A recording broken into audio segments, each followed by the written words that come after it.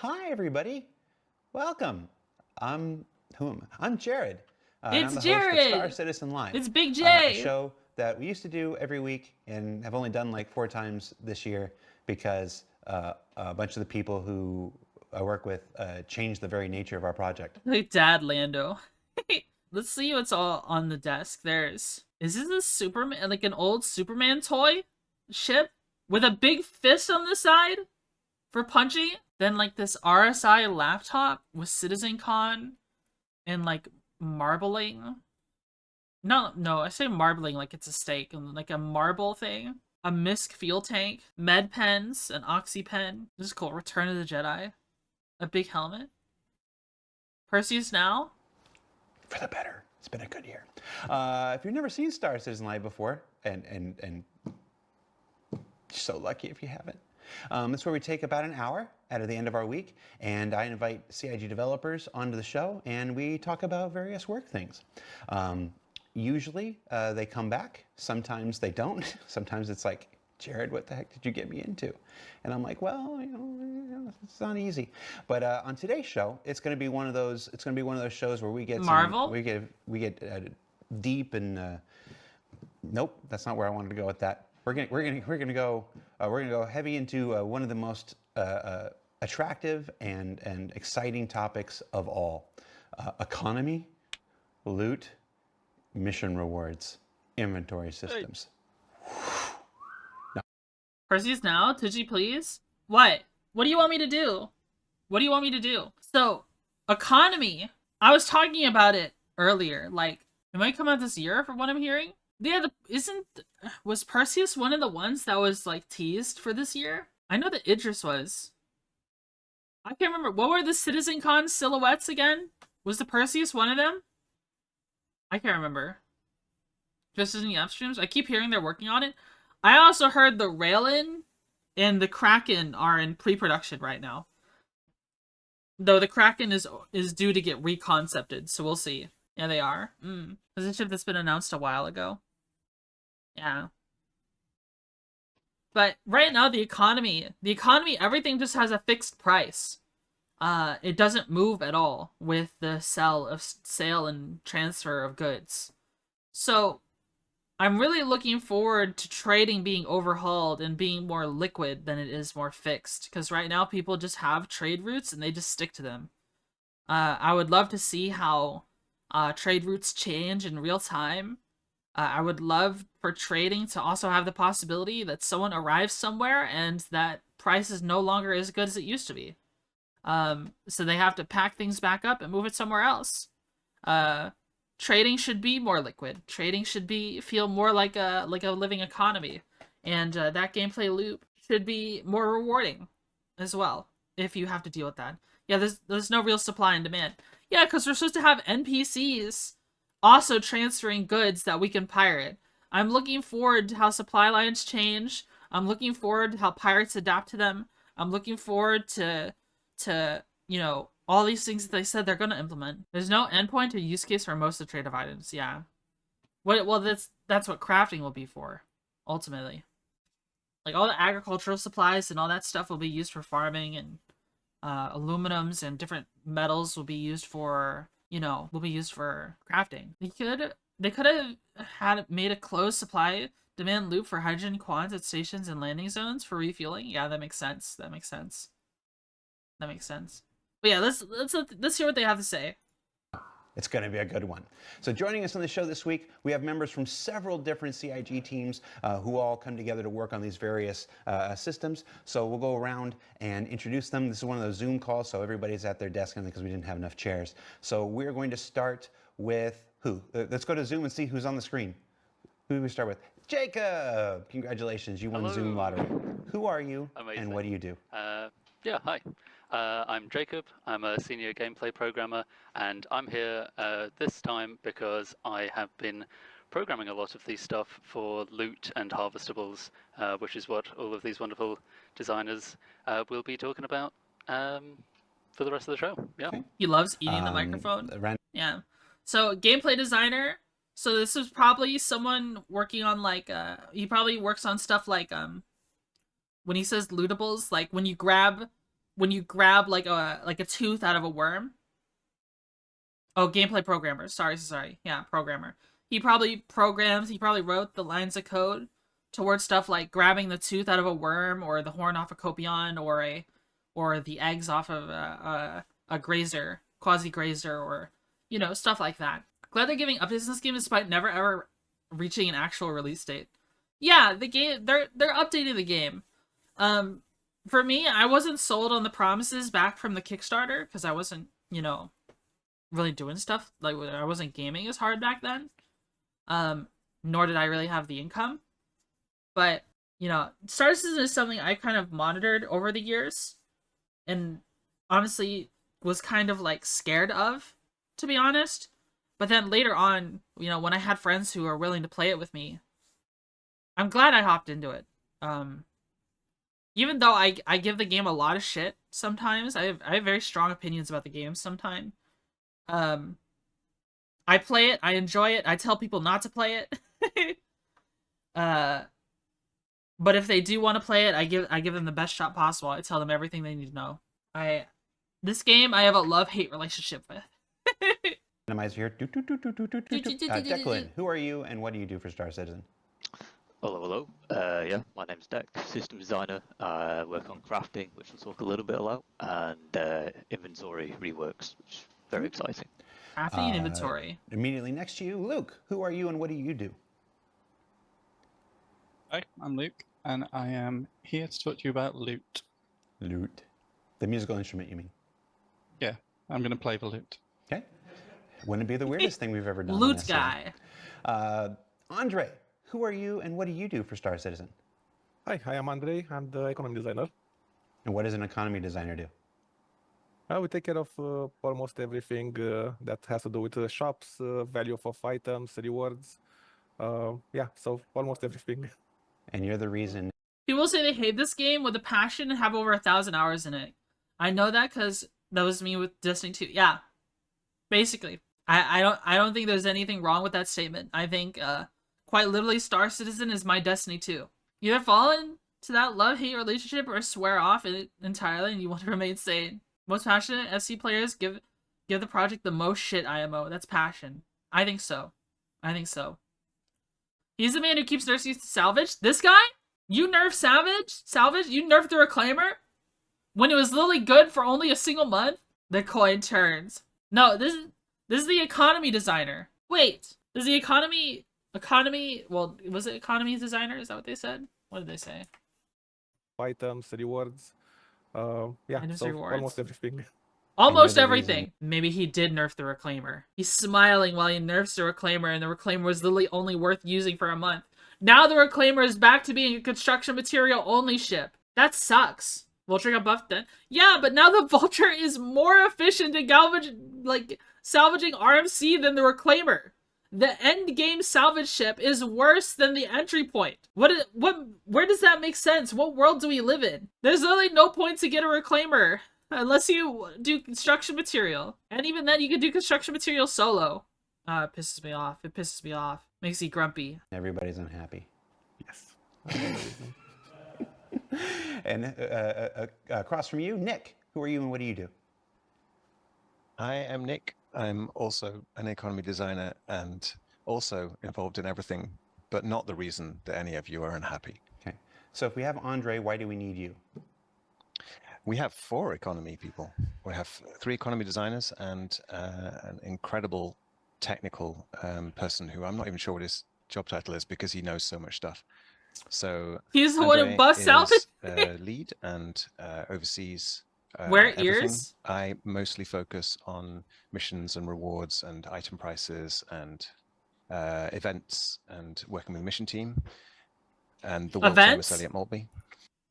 He gave us Supply or Die. Supply or Die was probably the most fun event I've had in forever. Looking forward to when crew logging is a thing, so you can drift through the system with the boys and a reclaimer for several sessions, filling the hole. Yeah. And Connor is commodities and trade routes and new systems and all the free trading and all that kind of stuff. He's the pretty face of economy. The pretty Connor face is, of yeah. economy. Connor is. No, you. That's funny. Come on, Luke. Come on. And you mentioned Elliot Maltby. It's a shame that he couldn't be here on the show with us this week. Yeah, it is. It's a real shame, but the terrible accident meant that. Accident completely his own fault and brought upon himself. Terrible It's all right. accident. Let me sleep. No, I've got people messing with my desk and I'm in the middle of an SEL. Hi. Hi. Should I introduce myself? Is he in a standing desk? I'm Elliot Maltby, the lead mission designer. And I spend all my Yeah. time on Twitch chat. Yeah, to spend all my time on Twitch chat or making you all shoot each other, according to Reddit. I saw a post that said you were one of the masterminds of the entire persistent universe the other day because They you don't know me listen too to well. Imagine Dragons. Yeah, like I was just What- playing Schedule What's Imagine 1. Dragons have to do with Sure. anything? All right. So on today's show, we're going to go through a couple different topics. This is going to be a bit of a different show than normal. We are going to have a section at the end for questions from our community. But today, I want to go through basically the 4 key pillars of how items and stuff are acquired in the verse. To start, we're going to start with economy or money, things you can buy with money. So Andre and Nick, obviously as the economy designers, we're going to start with you here. How do you decide what goes into a shop and where? Well, as I mentioned, shops are part of our job. So first of all, we want to make sure that everything in the every game loop, every career in the game is accessible. So every activity I want it to be accessible. So if you want to trade, for example, you're always going to find the FPS trading tool, or you're going to find sorry, I'm a bit nervous, obviously. You're always going to find if you want to trade, you're always going to find a tractor beam. You're going to find a ship that has a cargo grid. If you want to mine, you're going to find an attachment for that multi-tool. You're going to find a prospector. I can't understand a single word because of his accent. He's talking about how they're in charge of shops. The economy designers are in charge of shops, so they want to make sure when you go to a store you have access to every gameplay loop. So should have this stuff for every gameplay loop. Yeah. So for example, you're saying like, oh, if you're doing cargo, you know, there's access to a tractor beam you can buy. If you're doing cargo, if you're buying a ship somewhere, there's ship with the cargo grid, so on and so forth. It's like he's busy serving salvage again, nerfing. More than that, we try to keep everything tied to narrative. So you're going to find burritos in Stanton, and you're going to find rats on a stick in Pyro. And sometimes we just have Burritos in farms, Stanton, for rats in a stick example, for Pyro. Connor suggested that every farm in Pyro should have shotguns. He's from Texas, by the way. Wait, Okay. what? And Every farm in Pyro gets shotguns because the economy designer is from Texas? What? Brilliant! They're so real for that. I think I That's sent funny. a thread to Nick the other day about how because Hurston was so salvage focused and everything, maybe Hurston should have salvage items in their stores and whatnot. There's a lot of thought that goes into positioning where something goes, not just how much it costs. Yeah. So Hurston is salvage focused? How is it salvage focused? Is it just because it's like in a... Well, I guess like a lot of the planet is like destroyed. Do they have like a big recycling area? I guess they do, right? Like they have that whole... Because it's a junkyard? It's in a junkyard? I see. Okay. Alright, that makes sense. But like I've never whenever I think of salvaging, I think of the yellow belt. You know what I mean? I feel like Crusader is the place to salvage. Junk trash biome? That's fair. Right now it feels like when it comes to the game, if I want to salvage, I do stuff outside Crusader. Because panels are in the yellow belt. Right. That's what I think of. If we can actually salvage it, hers would be clean. True. Exactly. Yeah, and I mean that's actually the kind of thing that their narrative team they would have a lot to talk about in this SCL as well. The narrative team has all of the history of the verse to date, and also all the stuff coming, and so they have a pretty good idea of the context of each location. So when it comes to what goes in what shops where, it's about bringing life to the stories that we already have by letting players, like Andre said, access to the game loops that are appropriate in each of those contexts, but without stopping people from playing things. So enabling game loops that fit the narrative. And you, Andre, you said making things accessible from the start, but at some point you go beyond the start. You're in mid game, you get to end game, stuff like this. Is everything supposed to be available in the store? Where do you draw the line for that's not something that should be available in the store? That's something that should go to one of the other ways that you attain things. It's very hard to say that there's a clear line. This is where a bit of the art comes in, and at some point you say, okay, this is an exclusive item, or this is something that you should only get into the end game, or maybe a lot of things, not even a maybe, that's going to be a certainty. A lot of things you're not going to be able to just buy from a shop.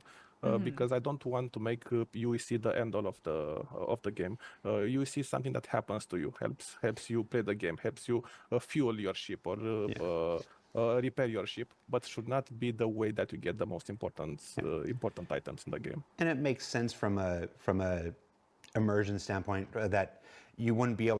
I remember a while back the loot tables were supposed to be contextually governed by StarCitizen dynamic economy. Oh, are they still going to work towards that? That does sound pretty interesting. That does sound pretty interesting. I don't really understand this guy's answer. So he's saying that... So Jared's question was, at what point do you not include something? For example, like, when do you withhold an item from the store that you would normally include, is what it seems like he's asking. Am I interpreting that right? So it's like working with the narrative team, figuring out what is and isn't like supposed to be viable in certain locations. Like, that's what I got from it. Yeah.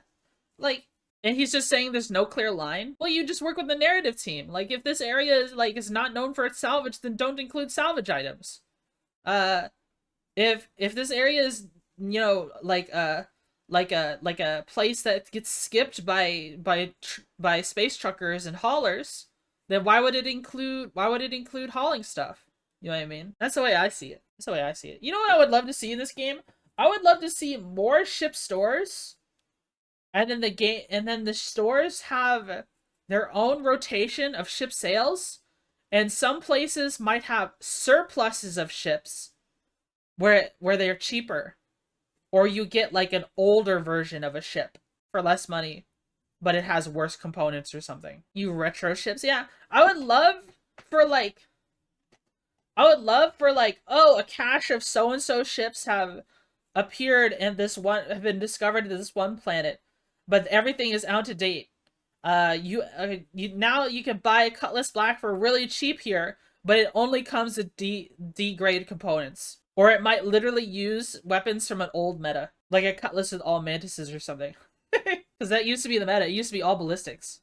Or it comes with a distortion loadout. That'd be interesting. I would love for like living random stuff like that to exist in the game and engage with the economy. I think so. I think that'd be awesome.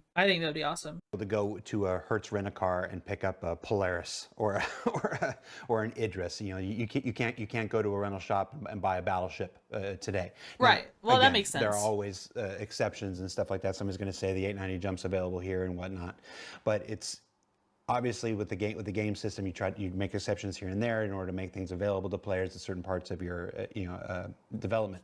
But on the whole, we don't want to put everything in one place because we have to encourage players in traditional game design to go throughout the universe and try different things in order to attain their stuff.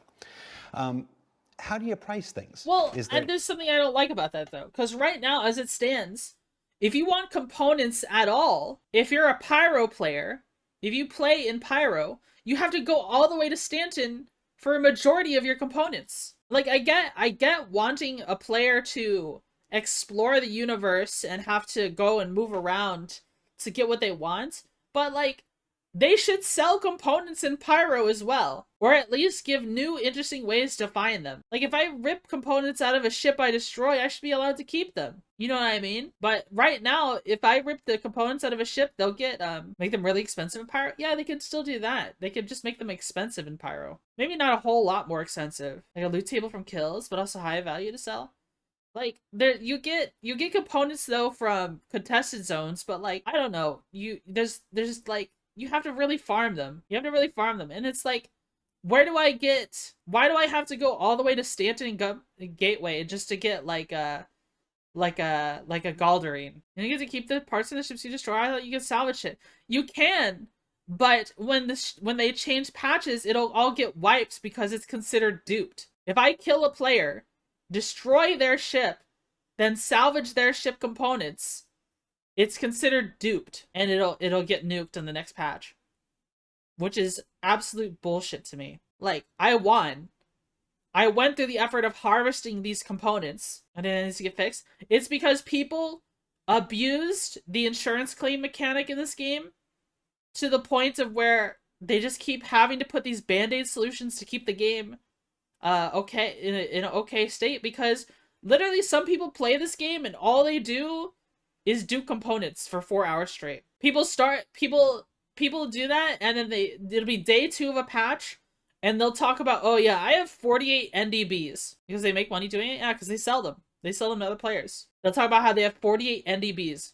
I promise, bro, they're not duped, and then they disappear next patch when they sell them to you. Or sometimes they disappear sometimes the ship weapons will literally disappear off your ship as soon as they claim their ship. People play differently. It's a sandbox game, you know? People play whatever they want to do. People do whatever they want to do. But, like, it got so abused.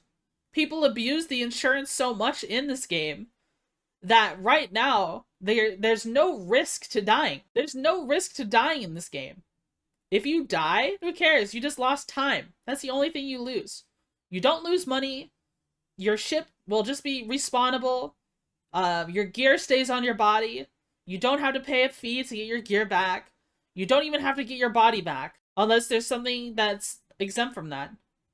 In some cases, you actually save time by dying. Yeah. Right now, there's literally no repercussions for dying. So people just abuse it. I don't have to fly back to Stanton if I die in Pyro. Yeah, even though going through the jump gate is really cool, which is sad that people just, skip it. Oh well. Alright, let's continue the video. I keep tangenting. Is there some kind of matrix, or are you just also using art? We are always using art, but there's a bit of technique that we apply of this, but actually many techniques. Of course, we first use an algorithmical approach, otherwise it would be impossible to put a price or a value on all the thousands and thousands of items we have in the game. And again, those items in different shops at different price points. Once we have that value from the algorithm, then we start to apply our own intuition. We apply our expertise. We apply the experience we have by playing the game, and we do let's call it a sanity check. If we think that the algorithm is giving us the right value or not, and then we adjust the price or we adjust the algorithm depending on the situation. Nick used a lot of this algorithm, actually more than myself, because with FPS you have a lot of different items. You have guns and you have armors, and maybe he can tell us a bit about how he used the algorithm and yeah. So it's like you say, the number of items and the number of shops and the number of locations, and then just even thinking about the future of the game when that's obviously going to be even broader. You can't price everything individually, and it wouldn't be sensible to price everything individually. And in fact, everything is connected. All the prices of everything are connected. I don't think that's going to come to us as a surprise to anyone. But I mean, if you think of something like ammo, for example, you take assault rifle ammo, well, that's going to be priced relative to the stopping power or possibly the desirability of the assault rifle itself, which has its own price. And then that's related to, say, the price of pistols or the price of railguns. And the price of railguns is an interesting one. The decision to make railguns and missile launchers so you can't buy them in shops is a deliberate decision to encourage not just NPC shop trading, but it's really, really important to us to have vibrant player trading, and we don't currently have the full systems to support that, but you guys are really resourceful and you're going to make it happen, and we want to encourage that. So yeah, railguns are not available in shops, but they're absolutely available around the verse, and they have a value, and everyone knows that value. And then you got Sometimes armor. me and Nick will talk about, we'll look at the black market. Absolutely. The org that I'm in, we do gun running and we sell. And not that I've infiltrated, but we use those data points that like we do in our org and how we do gun running to also influence, because obviously we put our worth on it based on the effort that we put up front for you to get it, but then you put your own worth on it for you guys to get profit, and we take that sort of stuff into account as well. It's super. So I got a couple of things to talk about here. So the first guy was talking about the algorithm. So like they don't think of the prices. They don't think of the prices for stuff themselves. They have an algorithm spit out a value, which we don't really understand. You know, the algorithm's just this kind of mysterious entity right now. It just spits out a number, I guess. And all the items of the same tier are kind of linked together. Like, all ammo will be about the same price if it's about the same grade. Like, let's say a C71 magazine is about the same price as a P4 AR magazine full of ammo. Is how that works. An armor of the same tier, like two heavy armors that look different, but they're both heavy armors, will probably be worth the same amount of money. That's how it generally works. Yeah, it's just, I guess it makes it easier for them to adjust things on the fly, but like, where's the adaptability? So we can't have something like an ammo, like if we have, let's say, an ammo shortage in an area. Ammo is more rare in this area. Just all ammo becomes rare, or only certain, like, wouldn't it be more interesting to have like certain brands? That's Star Sim. I guess it's the same type of linked economically.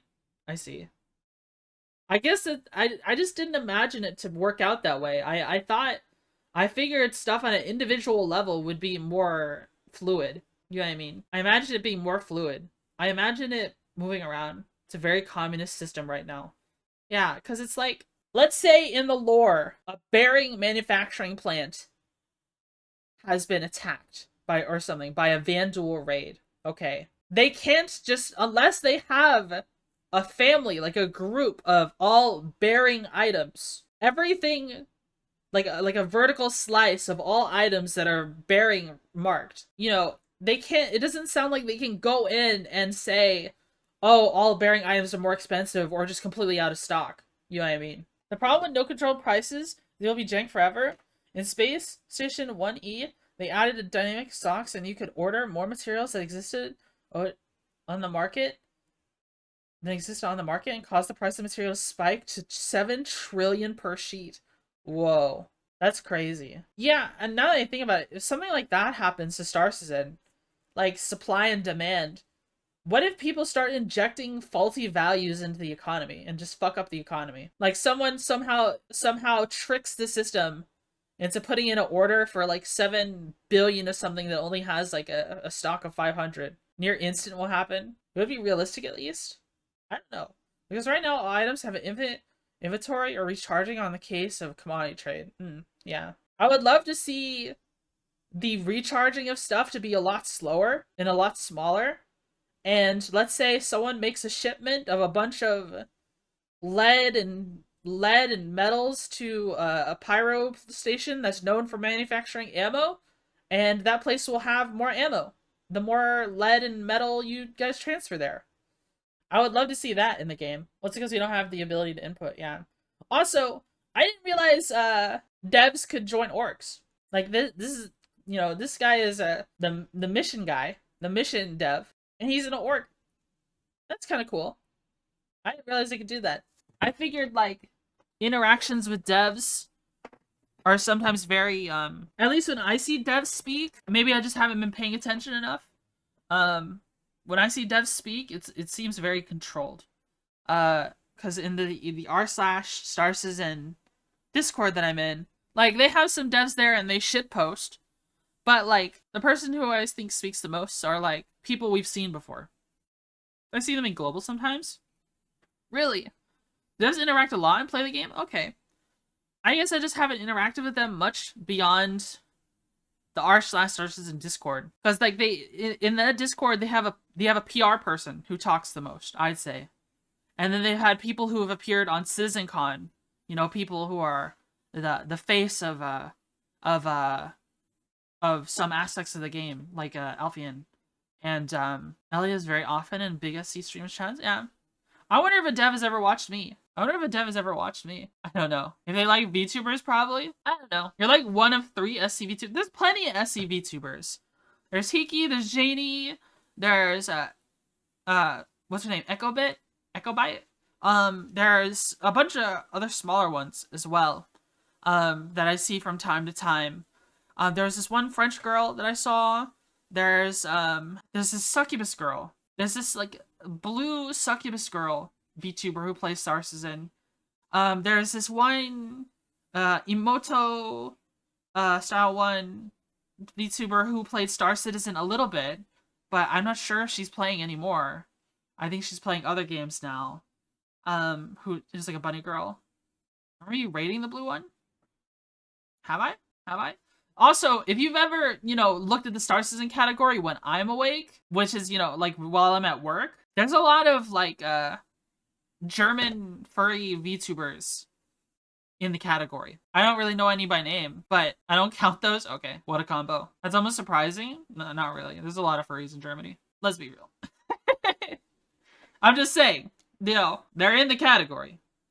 They don't not exist. All right, let's continue the video. I keep pausing. I'm sure people are pissed off at me already. The anti-Amama set, for example, like that has a value. It fits in with the algorithm. It makes sense. But the anti-Amama set has a completely separate value to the people in the game because of its rarity, because of its availability and content, and that's why it's all related to it. So certain items are only available through content. Certain items are only available. There's a whole content waterfall of items coming from the dollar store all the way through into the game, and there's an appropriate level of when those things are introduced to various parts of the content in the game, and etc. And it's all related. And then on the other side of that is mission rewards and sandbox gameplay, and this is where EVR comes in, so that we can balance the risk and the reward of those kinds of things. And essentially both of those come together in the middle. And like I say, in the future we want you to have a better view into how all of these things are related to each other. That's future work with UI and backend data, so you can make meaningful choices about how you want to spend your money on the particular resources or crafting or whatever it is in the future. Even though it's quite simplistic right now, that's not where we want it to end. Okay. And we need the player economy. I like what he said here about how, like, you know, part of the gameplay, what he makes it sound like is part of the gameplay is figuring out what to do with your money next with the economy. Like when I get the most analytical in a game, you know, when I play a game like Farm Sim, I spend a long time thinking about what my next farm equipment purchase will be. You know, I have to weigh the cons and pros of a particular farm equipment. You know, is this good for now? Would this be helpful later? Stuff like that. All that plays a big role in Farm Sim. And when I play Star Citizen, you know, I kind of do the same thing. I do the same thing with like what I pledge. You know, like how does this fit into my fleet? What is the use case for this?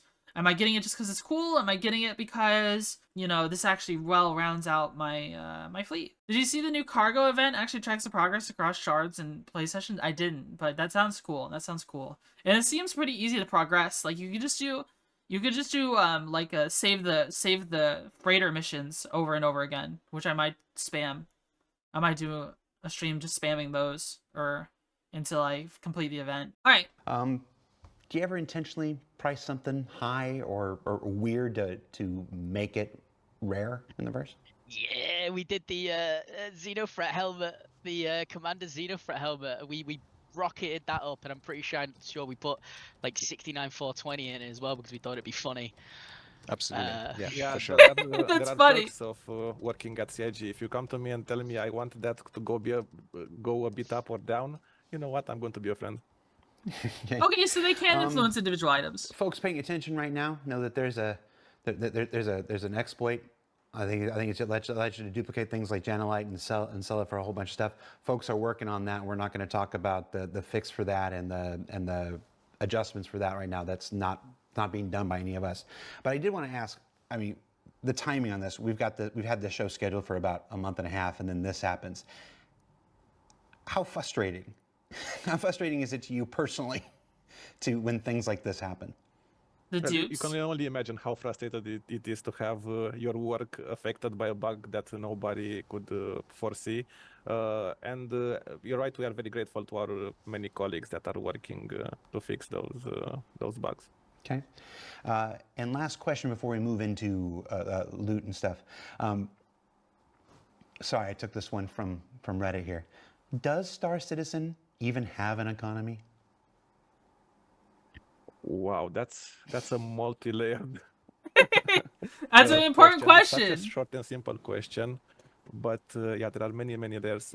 It's not the comprehensive economy we'd like to have in the future, but I think we are step by step getting there.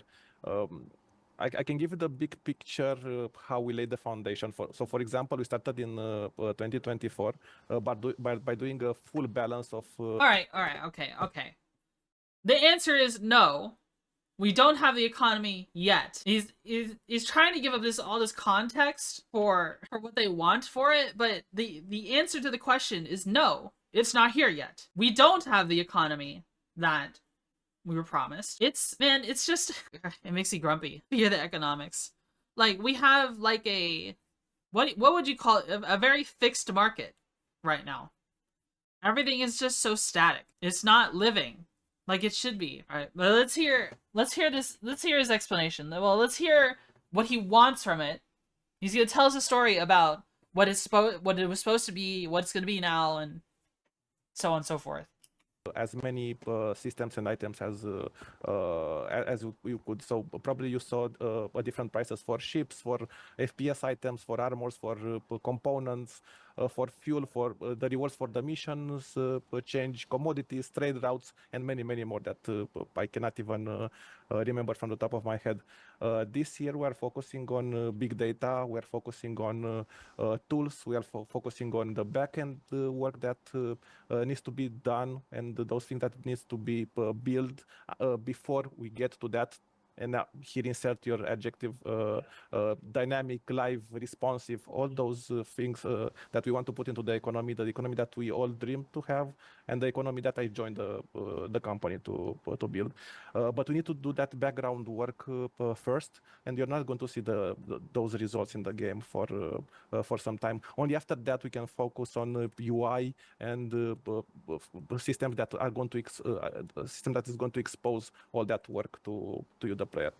So until then, we are doing stuff like you could see still this year, but trade routes being adjusted. You're going to see commodities changing price according to narrative and according to the events that we put in the game. We are going to offer more ways for you to extract value from all the content that we introduce to the game. So yes, you're going to always see changes. We have an economy, but step by step we are going to go to that economy that we all dream to have in the future. What? He's saying we do have an economy. Okay, all the Star Citizen players in my chat, would you say that we have an economy right now in Star Citizen? Because it doesn't feel like it. It feels like we just have a bunch of stores where stuff is for sale, and they just have a price. Yesn't? If we do, I don't know what it is. I don't think we have an economy. Yes, but no. I guess you could technically call it an economy. It's just a bunch of storefronts, which they change the price of from time to time. Would you call that an economy? There's kind of one for commodity trading, but that's it. Yeah, he's talking about like, oh, we're gonna adjust trade routes, and we're gonna change prices. That's the same thing. That's literally the same thing. If you change prices, the trade routes change. He's like, padding. That's a planned economy, comrade. I would not say we have an economy. Just be like, the trading gameplay, I don't know, man. Like, is trading in a state you'd say it's good right now? Okay, who trades in Star Citizen right now? I haven't traded in a while, but who is actively trading in Star Citizen right now? The riskiest gameplay loop in the game, trading.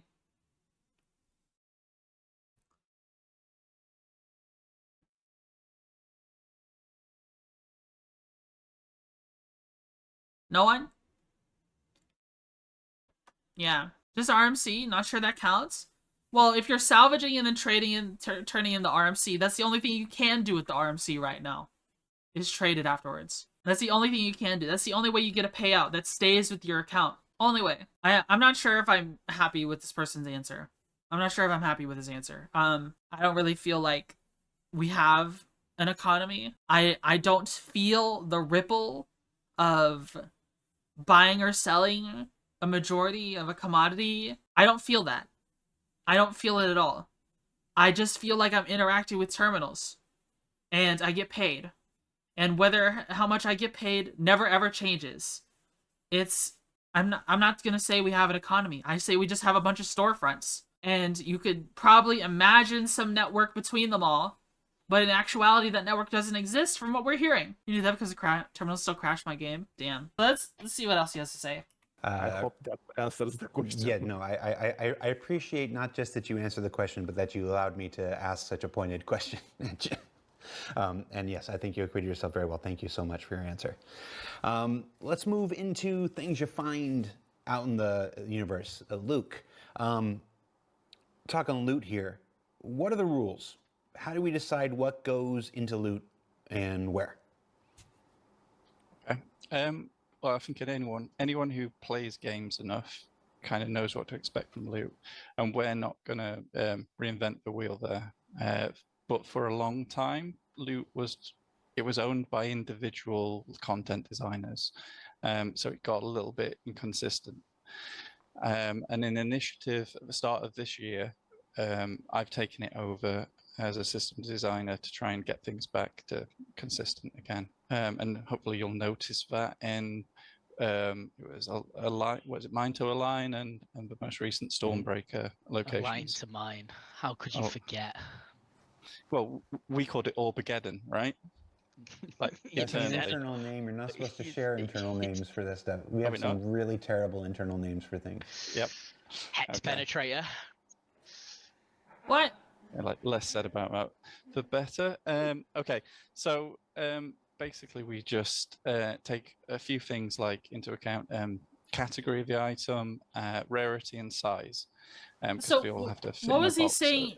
What does he mean earlier? Was there something wrong with the loot system right now? I guess I could say one thing is wrong with the loot system is that NPCs don't spawn with med pens anymore, like in bunkers. What was the decision behind that? What was the call for that? That's dumb. Yeah, they used to have med pens.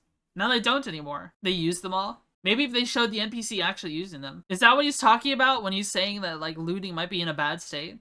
Maybe he's talking about how tier 0, how you can't really loot other players right now. Tier 0 looting, player looting. I had to loot medpen since I got shot. Mm-hmm. So we have 4 main categories, which are weapons and ammo, armor, medical, and then miscellaneous. And those ones are distinguished visually by different boxes.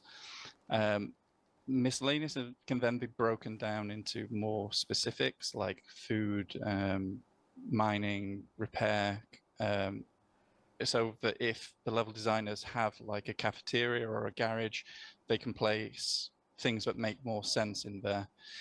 And then we have 5 rarities: common, uncommon, rare, epic, and legendary. You'll find the first 4 of those in loot boxes. We have 3 different rarities of loot boxes: common, uncommon, rare. Epic, we don't have a box of that, but it appears in all those boxes in a very small amount, with you know, more likelihood of getting rare if you are looking at a rare box.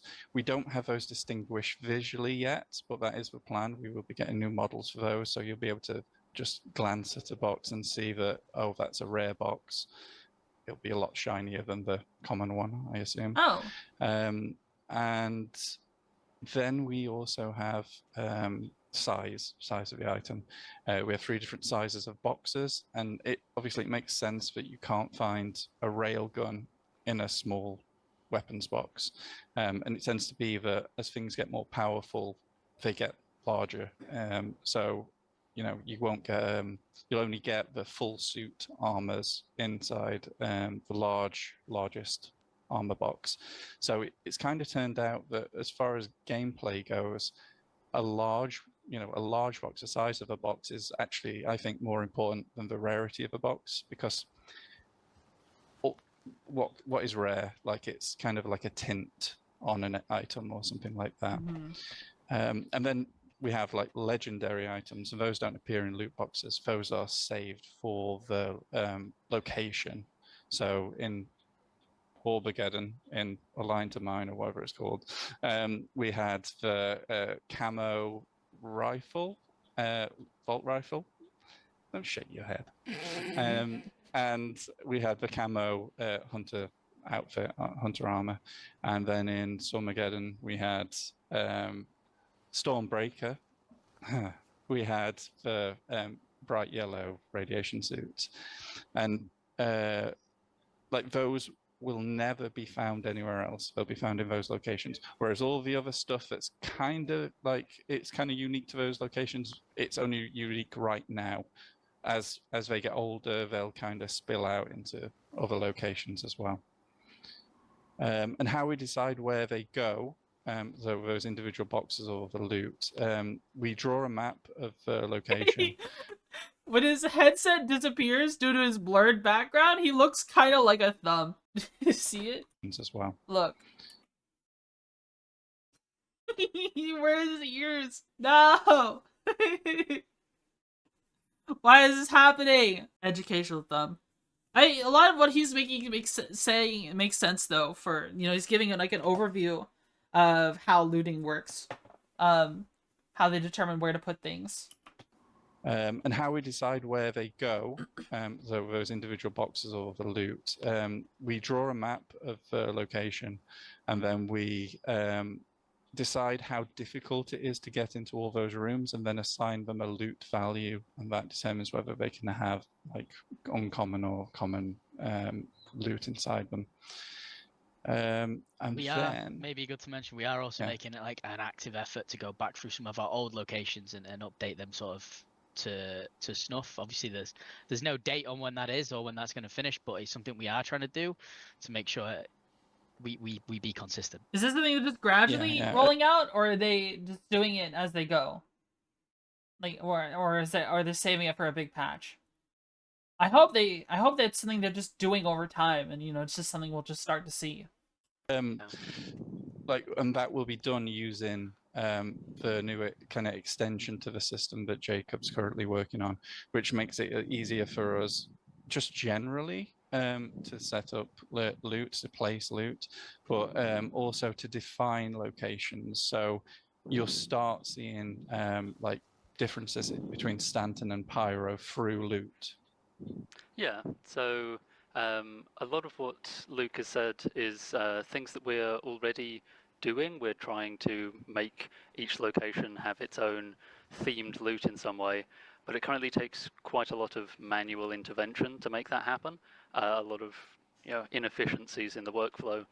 So I've been working on some extensions to the system to improve our tools around that and make it easier for designers to set up things in such a way that it can scale to, you know, all of our different locations, all our different systems, and grow for the future as well.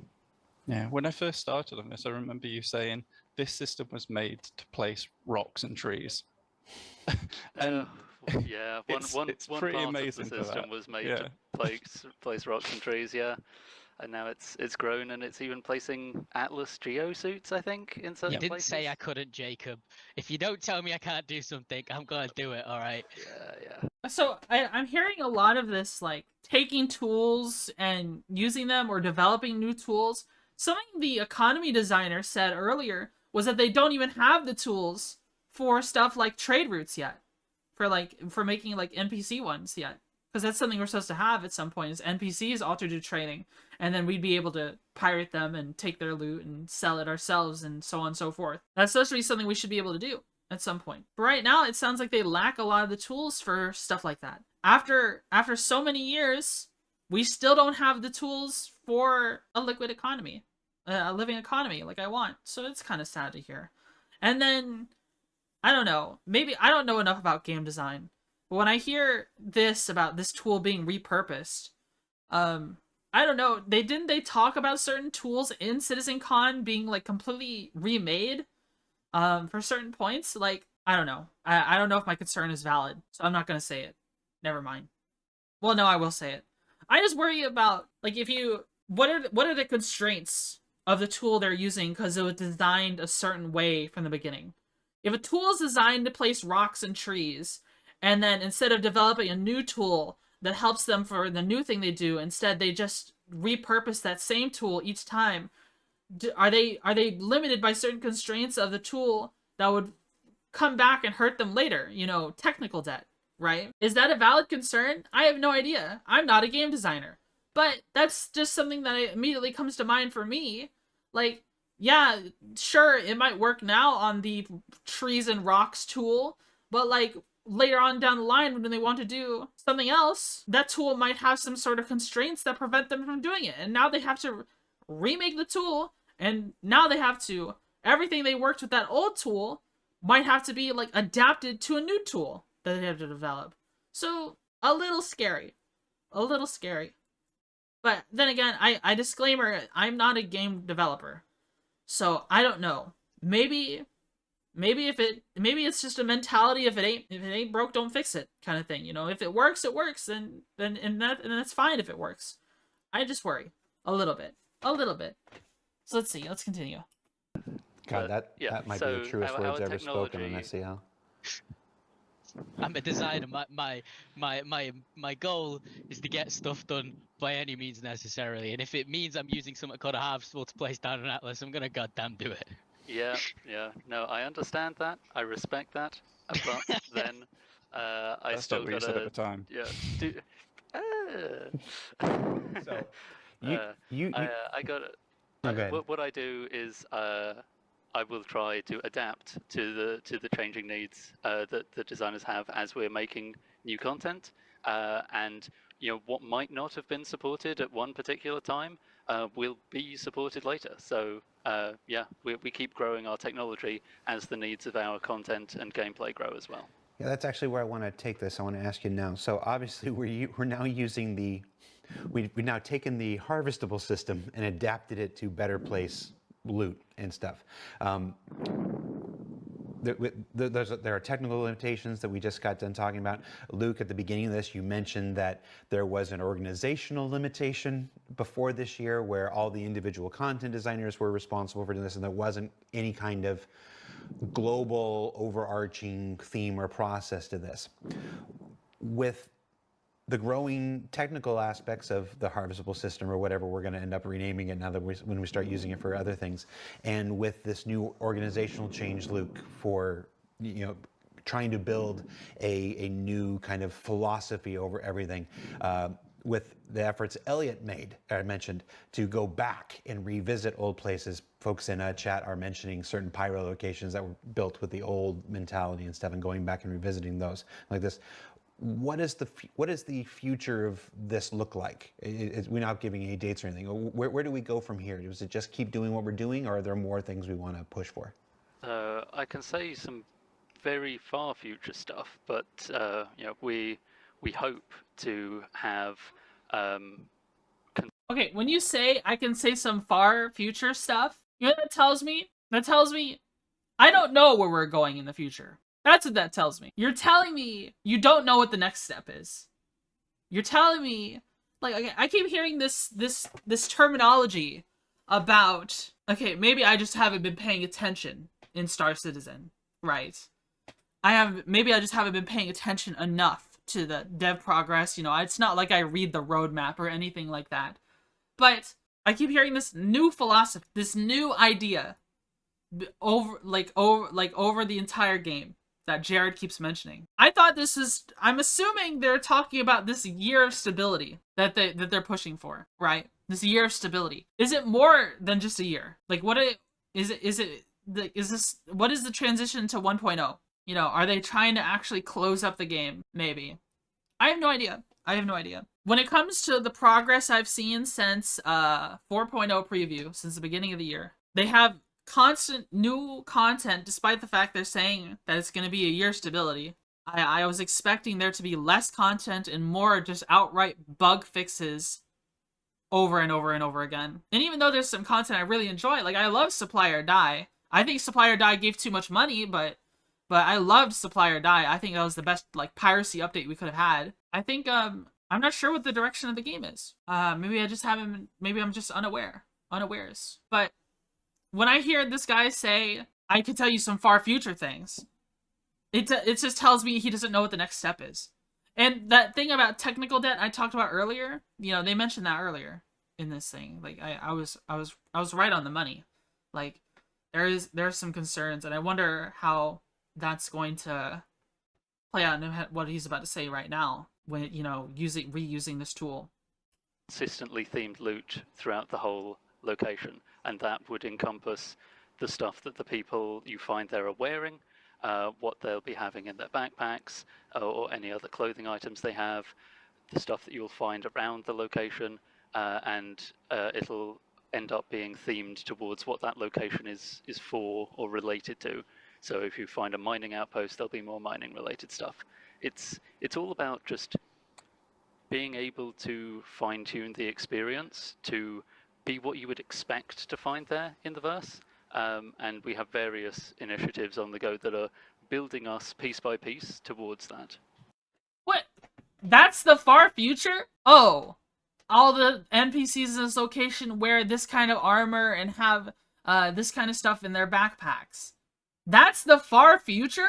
You can't make that happen now? What? Oh, you can't right now? They cannot in the game right now make it so, oh, a mining settlement doesn't have a bunch of mining tools and mining like multi-tools and like mining equipment? That's not something they could do? Is that what he's saying? That's the far future? Am I twisting things around? I might be twisting things around. But it makes it sound like that's not a current thing they could do with the tool that they have, with what they're doing right now. How is that the far future? I feel like this should have been the first thing. Like, hey, I'm adding like a new type of NPC. Let's give them these faction keywords. Or something. These keywords, they get, and this keyword gives them this inventory system. This kind of loot table. Stuff like that. And then you can change that loot table with anything. Right now, it sounds like, oh my god, are they generating the loot right as you kill them or something? Like, right as you kill the NPC? Is that when they generate the loot? Generate shit. Is that... When did they generate the loot for these NPCs? When did they generate the loot? Like, when they first render in? When they first spawn? Like... What? I don't get it. I don't get it. Why is that the far future? All right, let's hear what Amori has to say. Maybe that'll answer my question. And because everybody gets a question that it's gonna be a little harder to answer. You know, Andre's still sorry for the economy one. I'm not really. He did great. It's all right. One of the things that separates us from other MMOs is that one of the many things anyway is we physicalize everything. All of this loot has to be physicalized. You can't just, we don't have a system where you can just throw something into somebody's bag and it's there and they wear it and it's there. It's all got to take up space. It's all got to be physically manipulatable and stuff. Does this, I'm pretty sure I know the answer, but I'm going to ask, does this make your job easier or harder? Fuck ton harder. Very hard. That's your second bomb this this call. You gotta be careful there. I'm so sorry. But yes, it makes it a lot harder for sure. There's like different layers to the physicalization as well. So just saying it takes up space. That means even within an inventory, we are measuring the dimensions of the item and the volume that it will take up. So that you can't fit a super long thing in a really small box, even if its volume would technically fit. So that gives more work for me to do in terms of the maths internally. But then there's more level design and system design kind of perspectives on this as well, which Luke might be able to say more about, of how we choose between when we're going to present the item to you physically in the world, or when we're going to present you with a loot box that you have to look inside. Yeah, you asked, does it make it harder? I think it makes it harder for everyone, even the players, but especially the devs, because we have been physicalizing certain items it's always the items that are particularly rare or useful. Like if we want to draw your attention to this, we'll put it in the world. We do that in like an eye-catching way within the level. So a line of mind we place for vault weapons in gun racks. Recently those got lit consistently to really show off what's inside there.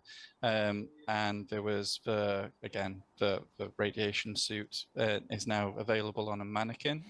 And we'll be using that quite often, I think, from now on, and going back through and placing it. But I mean, I'm gonna go mention something real quick. I like that they take the time to make sure the dimensions of the item, in addition to the other items in the container, fit into the size of the container they're in.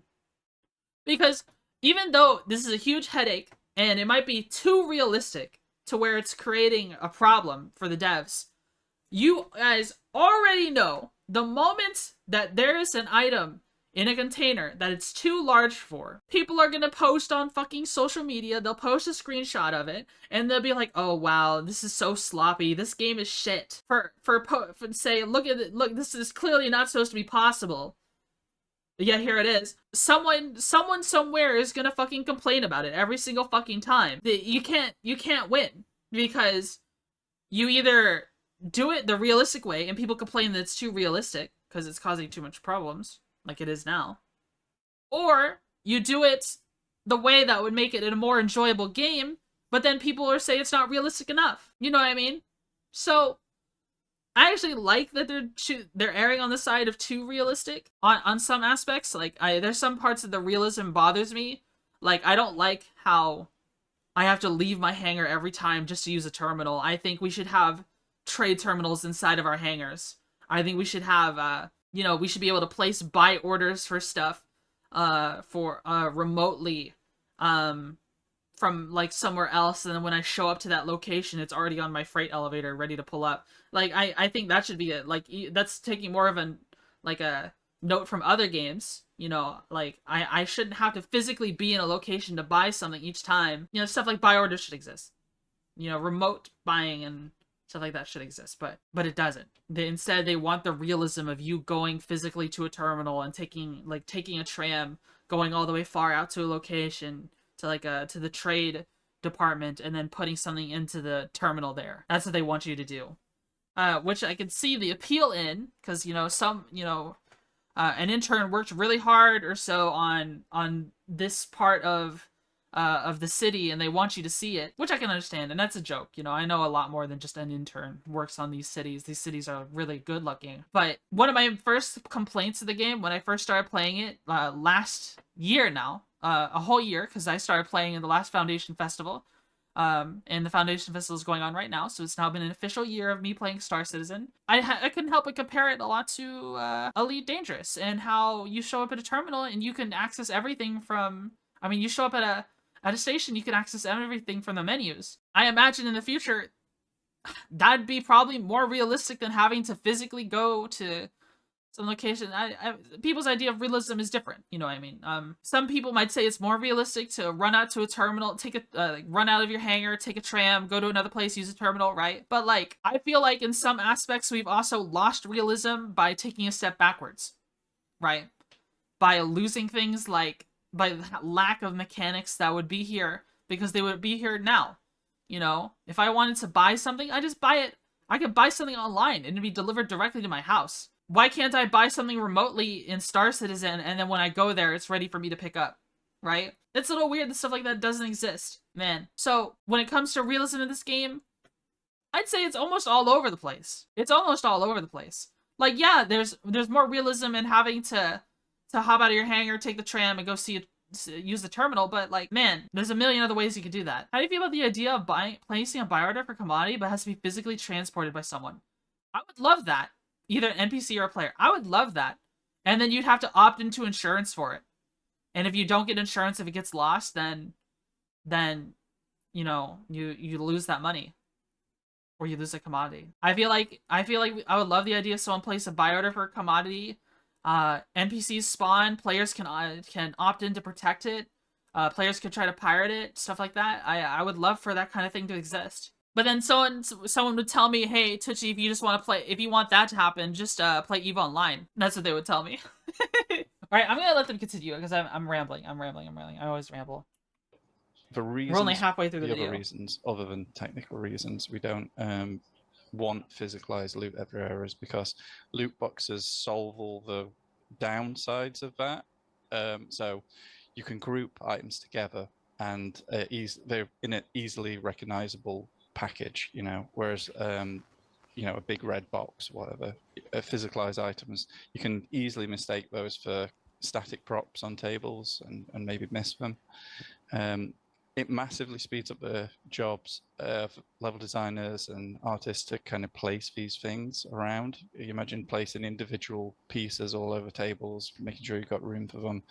And then it makes my job easier because if anything changes in loot, we don't have to go back through every level and delete individual bits and pieces. I just change what's going to spawn in the box that's there. And then finally, like, it just hides respawning, you know, the respawning of bits and pieces. Nothing pops in on tables. It just, we refresh inside the box. It's a difficult thing to balance because you're going to have, like, as Luke says, it does make our life harder, and it can make sometimes, as Luke said, the player's life harder, but it can also make the experience better. Like when we're designing things like Stormbreaker and A Line of Mine, you know, you think back to playing games when I was a kid, a loot room should feel like a loot room, right? Instead of me just seeing a bunch of red boxes and knowing it's a chance of rare loot, I want to see like the gold stacked up on a table. I want to walk in and I want to see a Vault shotgun or a Vault sniper rifle in a case in front of me, because it gives two things. It gives affordance to players, because when they look through the window, they see the reward that they want and they know the door's locked. And aside from you all clipping through environments, the normal flow would be then you have to go and figure out how to get through that door without breaking physics, usually. So it's kind of a sort of a toss-up between the two. So what we try to do is we try to choose what we think could be something that we'd want the player to latch onto visually and think, I want to achieve that, I want to get that. And that's why, you know, in some places we have the Vault weaponry visible so people can sort of see it and get into it, and we have a few armor mannequins that are the same. I can see it, I want it, how do I get to it? And physicalizing affords us the opportunity to make a more immersive universe. It's going to become a big part of when player housing and stuff comes online, and being able to decorate your homes and your habs and your Player hangers housing. and stuff with the things that you've collected. That's the first I've actually ever heard of player housing. I would love to have my own player house. That'd be cool. And invite friends over to your player home. You not see the 1.0 panels like at CitizenCon? I don't remember anyone mentioning player housing during CitizenCon. I remember the bases. Is that what he means? Base building is huge. Yeah. Okay.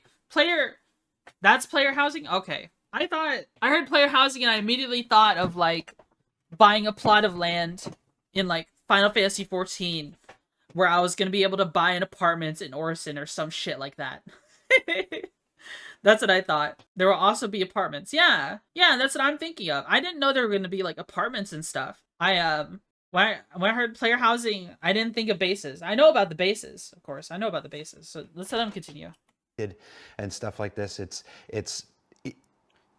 makes the job harder, but the rewards down the line are still everything that we're shooting for and stuff. So it's like anything else, like a lot of things else with Star Citizen. We didn't take the easy path, we take the harder path, but when it works and when we can do it right, it is much more rewarding.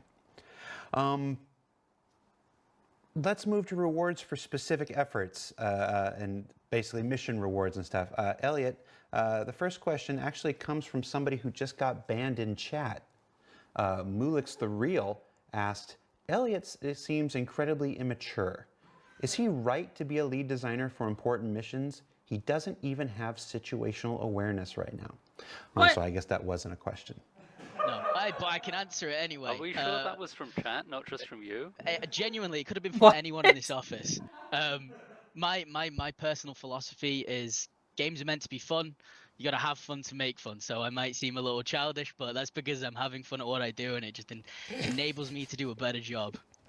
God help us if making video games for people's enjoyment should not also be enjoyable to do. God help us. To the real questions here. This year has seen a major explosion in mission rewards.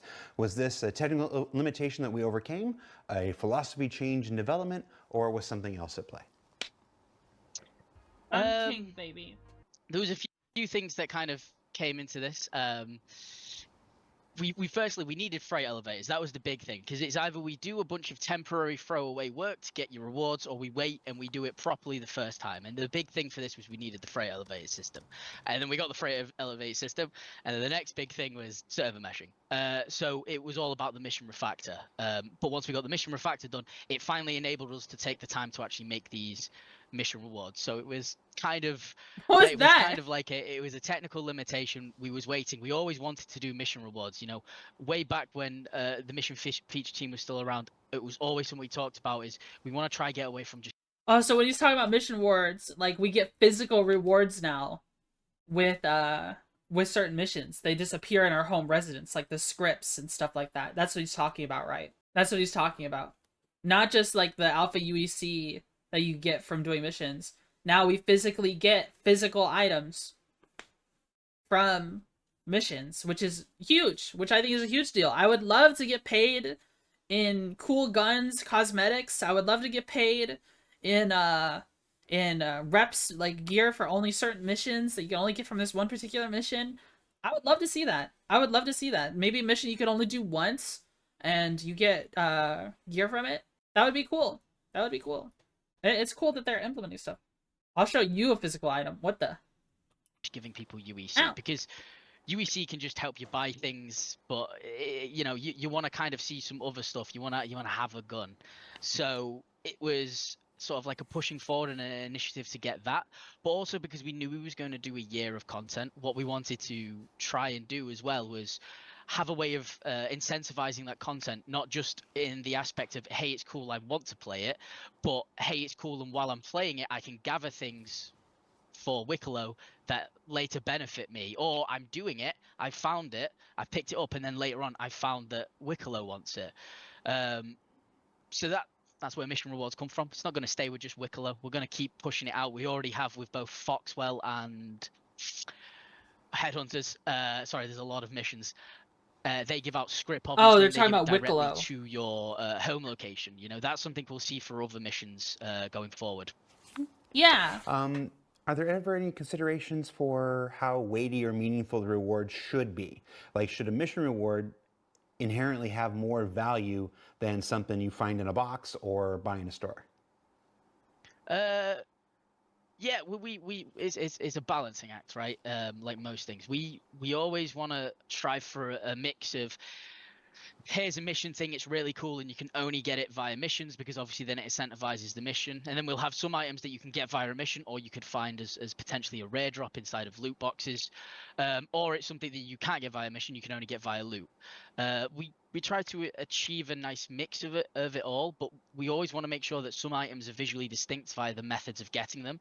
This is so, say I'm walking around in my Stormbreaker uniform that I've got from Wicklow, right? And Nick Wardle, who obviously doesn't read very well and hasn't read the contract, comes up to me and goes, "Hey, I've put my glasses on and I really like the armor that you're wearing.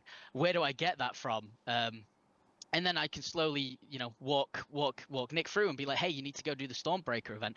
I know your reactions have degraded and have slowed down, but I'll come and help you a bit, and we'll go through Why it is he together. putting And so I'll much help you shade get on the his items friend? made."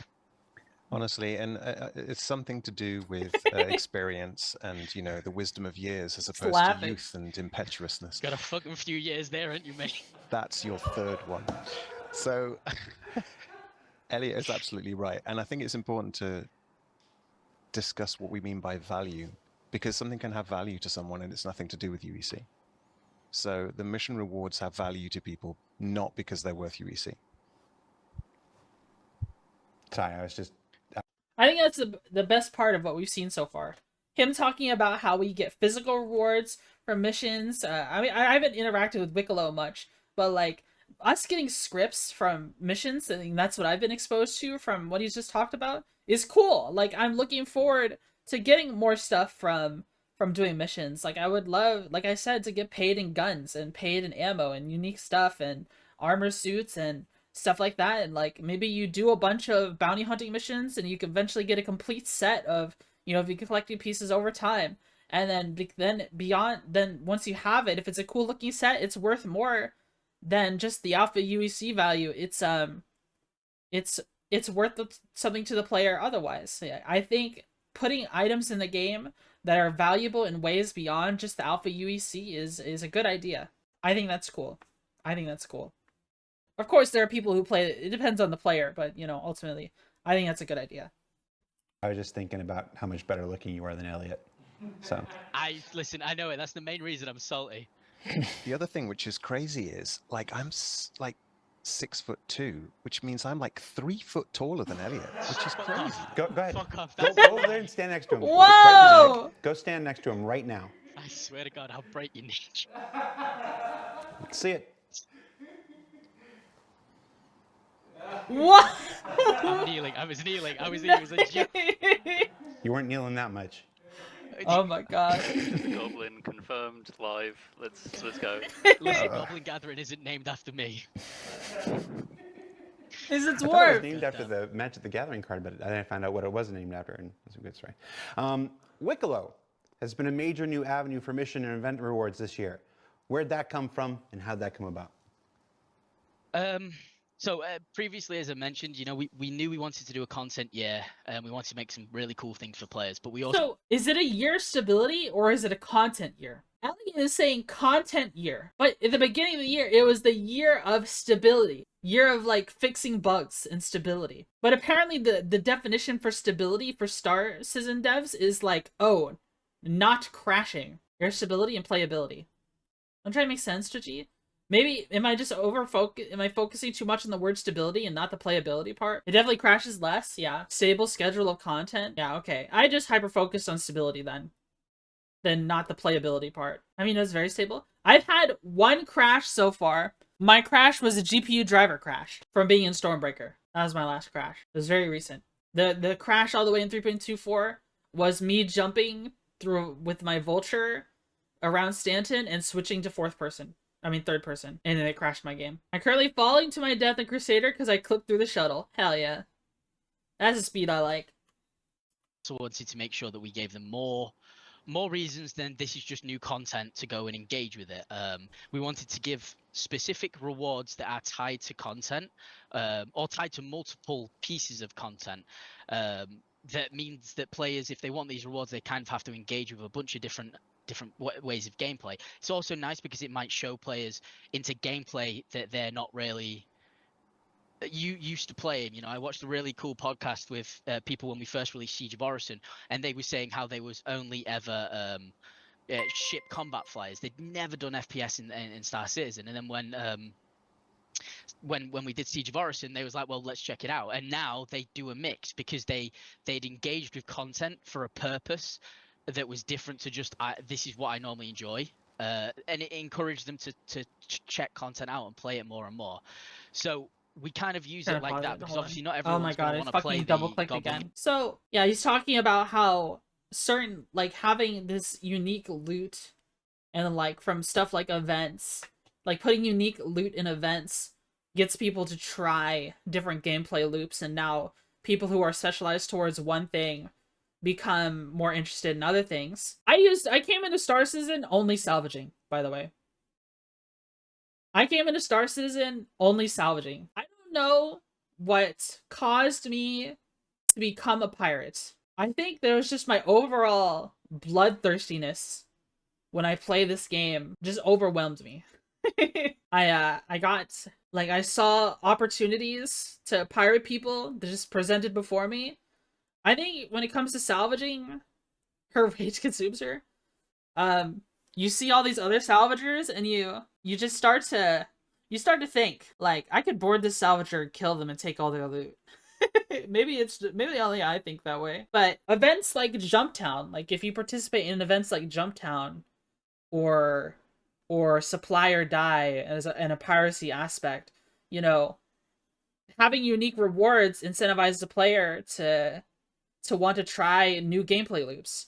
And there's an honest truth to, like, let's say you play a game your favorite thing to do in a game is space trucking or something like that. You play Elite Dangerous and you love space trucking. All you do is space truck. You space truck for the game's entire lifetime. Sometimes the most fun you can have in a game is just doing a gameplay loop you're not used to. Like, there's a million, you can play Skyrim over and over again, you can make a million trillion stealth archers, but sometimes when it comes to the replayability of something and an enjoyment of games, sometimes it's doing something that's absolutely fucking weird. Okay? Doing something that's completely obscene. Doing a weird gimmick. Doing something no one would think of. I think all of that makes for more interesting gameplay.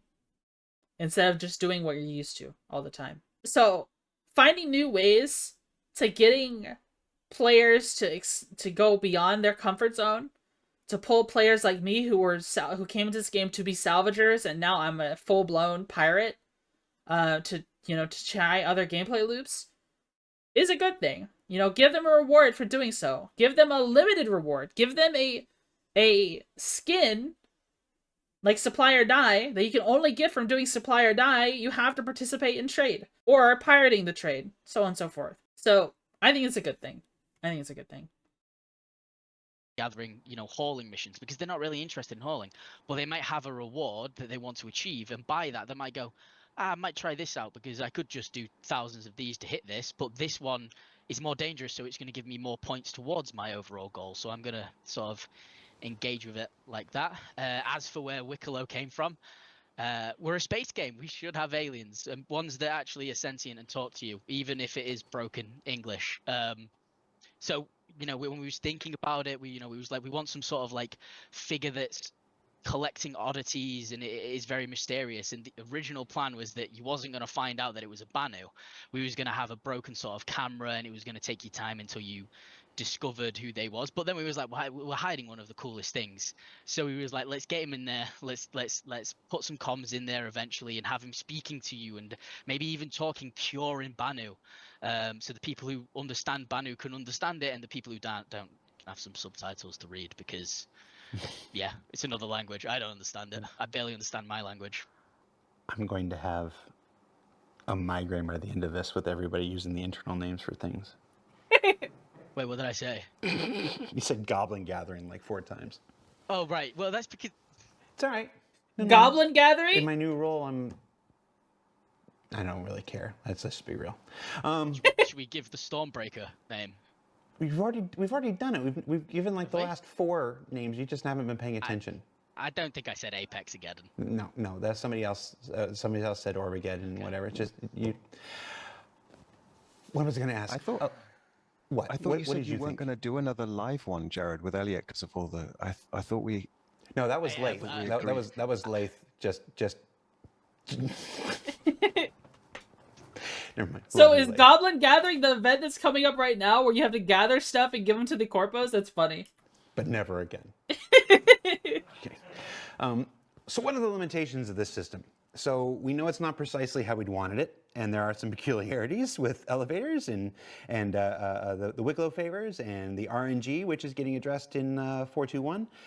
Walk me through what's happening now and how we're making Wicklow better in the future. I'll break that down into 3 little bits, because you mentioned a bunch. Freight elevators obviously have their issues. We're not blind to it. We know about it. It is an incredibly complex system, because it touches so much kinds of things. It's got the whole thing that Jacob was on about before with the volumes and the fitting. You can have so much stuff on that, and they're all different dimensions. Like, it's a lot of stuff to figure out. So they're actively working on it every single patch to try and make it as good of an experience as can be. But we're working on stuff as well for the Wicklow experience to make it better. So one of the big things that I know is going to help a hell of a lot is what we call like nested item turn-ins. So essentially, if you had a 1 SCU box and you put everything in that 1 SCU box, so like I put in my 50 favors, and I put in like 20 medals, and I put on 10 Copion Tooth and 3 pearls, I should then just be able to put that box on the freight elevator and send it down, and it accepts it, and it kind of completes it.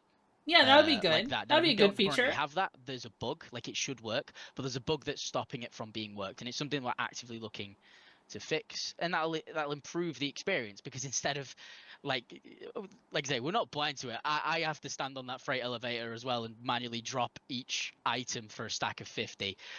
The problem is that we want to fix the bug, and we don't just want to make the recipes easier to account for that problem, because then it completely devalues the reward at the end. So working on that part of the experience. wife, I And missed another my thing is pickle. what we call multi-location Where did drop-off. she go?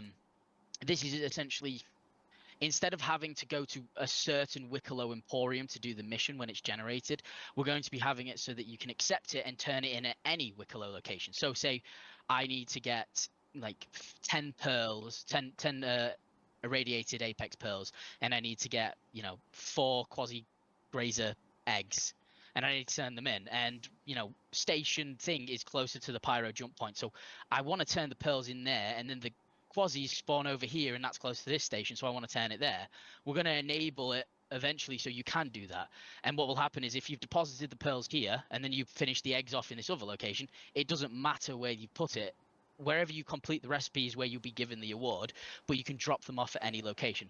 This way you can choose exactly where you want to go and finish the mission. And when we get that tech, it won't just obviously come to Wick, it will come to a bunch of our missions where we notice this is kind of like a pain point of right, well, I have to go all the way over here now, and I don't want to.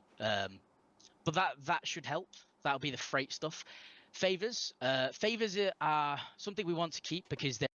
I think a lot of that sounds like a really good idea. It's not complicated. Put the elevator in a box, take stuff out of the box, send stuff back up, and then drop in a box would be nice. Yeah, I think a lot of that is a good stuff that should be implemented. I'm surprised it's not implemented already, but I don't know. I don't know what it's like working on this engine. Everything is like homemade at CIG. So I don't know how easy it would be to implement. It seems like, I mean, obviously if it was easy, they would have done it already. That's what I think. If it was easy, they would have done it already. And especially like, Wicklow and stuff, how they are implementing the mechanics that Wicklow is introducing. Like a lot of it was said during the Kickstarter, but how they implemented it via Wicklow is like new. It's like a new thing, right? This CryEngine still, it hooks. Like if you, it is CryEngine enough to where if you set your game to Hunt Showdown, like if you play Hunt Showdown, you stream Hunt Showdown, you set the source to Hunt Showdown to capture it, the game source, and then you decide, okay, I'm done playing Hunts, I'm gonna play starcitizen now. You don't have to change your source on OBS because it still hooks on because the same way the CryEngine does, like from Hunt Showdown. That's crazy, right? Brilliant. Heavily modified CryEngine 3. Yeah. They're in law they're a representation of the Banu, because they don't write stuff down. They don't really have that history thing. If you do work for me, and I'm a Banu, I won't remember that. So a favor is like a token that says, yeah, if I give you this, it means that I've done substantial amount of work for you. And then me as a Banu, I'll go, okay, right, well, I can't remember it, but because you have my favor cube, I will honor the deal, honor the agreement. But favors also act as a purpose, which is stopping your items being deleted. We have some technical limitations, obviously, in the game where a certain amount of items in one zone can cause lag, frame drop, physics to freak out, all of these kinds of things. And what we have is this density cleanup system that eventually, when it violates a rule set, it starts cleaning them up. But because obviously we need the worth of the items, but we have the limitation of too many items in one space causes problems. Favors are also used as a conversion method. So when we ask for you to trade in 50 Karenite for one favor, it like I say, it's a conversion. Instead of asking you to put 500 Karenite down and 450 of them be deleted, and you're like, oh, my hard work, no.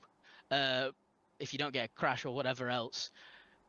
That's why the favors exist, and they're going to continue existing because they're a really interesting piece of the lore. But the idea is that we'd be able to have more items in bulk when we can do that sort of box thing. So favors will stay, but they'll kind of morph a little bit for how we use them. Gotcha. And RNG, RNG.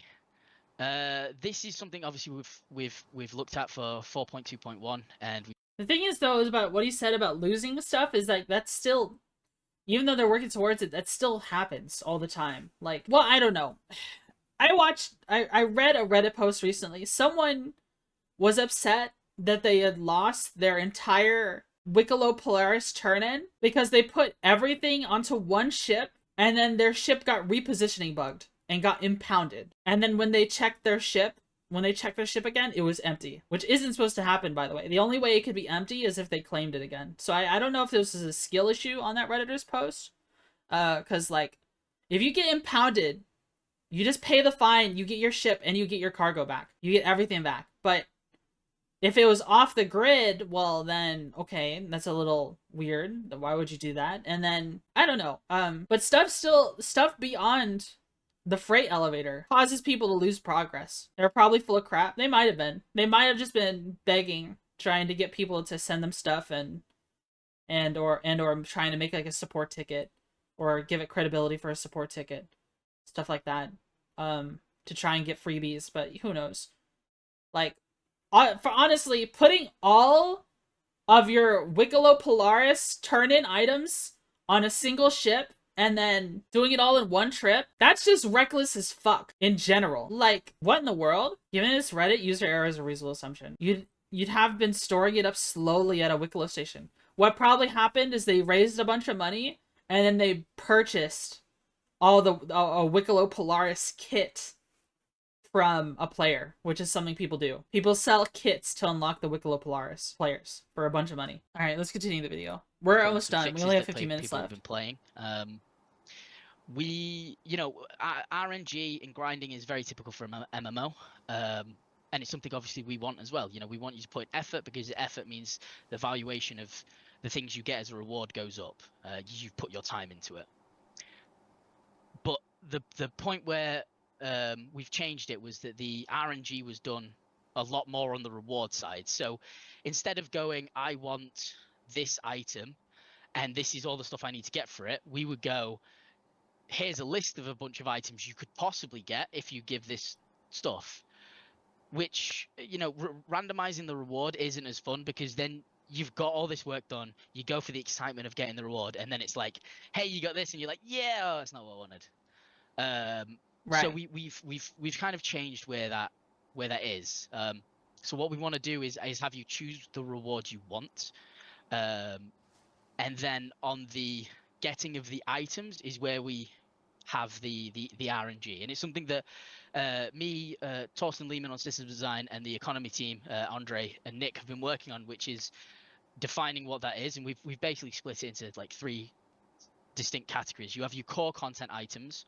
These are items that you are guaranteed to kind of get while playing a piece of content. So this is all pertaining to Wicklow some more. Like, right? You get, for example, the example that I'm thinking of is like how you can get a RNG ship from doing the Wicklow Polaris. I mean, not the Wicklow Polaris, Wicklow favor turn-in.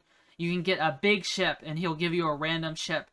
And, RNG like that isn't, like you said, it's pretty underwhelming when you do all that grinding and you get the reward you don't want. I'd honestly love to see something like that added to contested zones where you can where you get to pick out what ship you can get from contested zones, but it requires more it might require like a certain combination of comp boards or something. That would be interesting. I would love to see that. Like, let's say you need 3 of this comp board, 5 of that comp board, and you enter it in a certain way.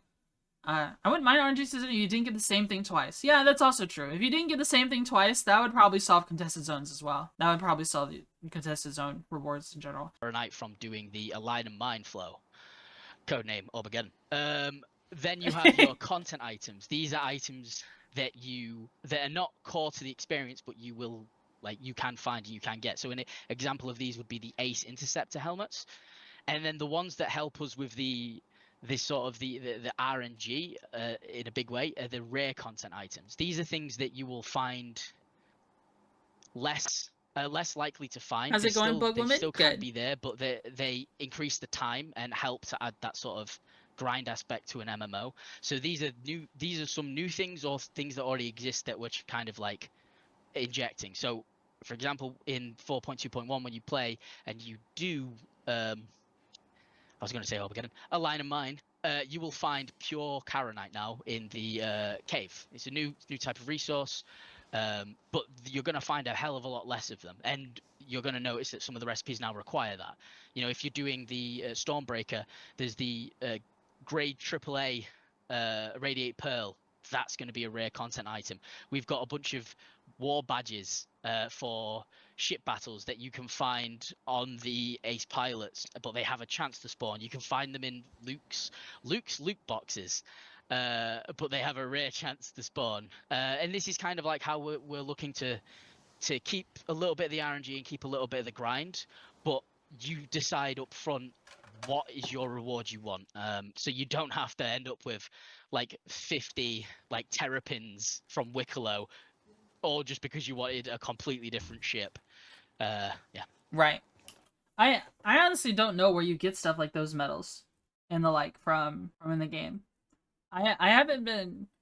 I'll be honest, guys. Like, I've been pretty hands off with the recent patches because I was kind of taking a little break from Star Citizen because of I was pissed off that my components kept getting reset. Felt like all my progress was wiped every single patch. But this time my components actually stuck around, so that's nice. I'll have to try out some of these new you know, hunting for these unique new items that people are talking about that are used in the Wicklow trades. It seems like everyone's crazy about them right now. I have no idea where to even get some of them. I know where to get like the irradiated Valakar pearl, like on the worm. You gotta defeat the worm and use a mining attachment and stuff like that, and the teeth, of course. It's just fun to hunt for them. Yeah, the ace helmets and stuff like that. I mean, it seems like a good way to make money if you can find, you know, hunt for them really well. From a line of mine, Karenite, yeah. I'm familiar with that. I've never gotten Karenite, but I've tried toying around with the line of mine, and I didn't really get it worked out. It's mainly because like my friend group, like the main friend group I played with, played it, and I didn't get to do it myself. Only a little bit. I just was involved in some of the combat, but I didn't go down and get the reward, so I just got some components. So I would have. I didn't have an Atlas Geo. Yeah.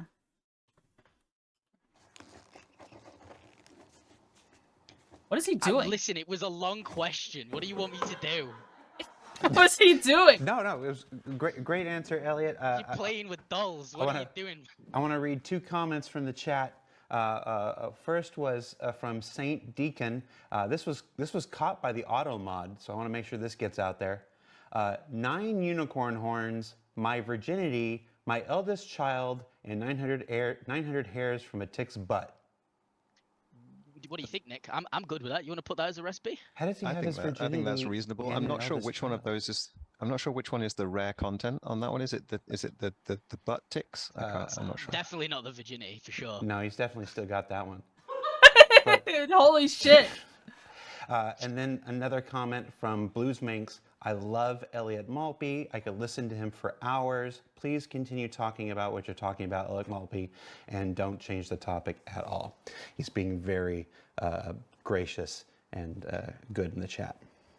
All right, so our last pillar here, Declan, you've been waiting patiently and hanging out.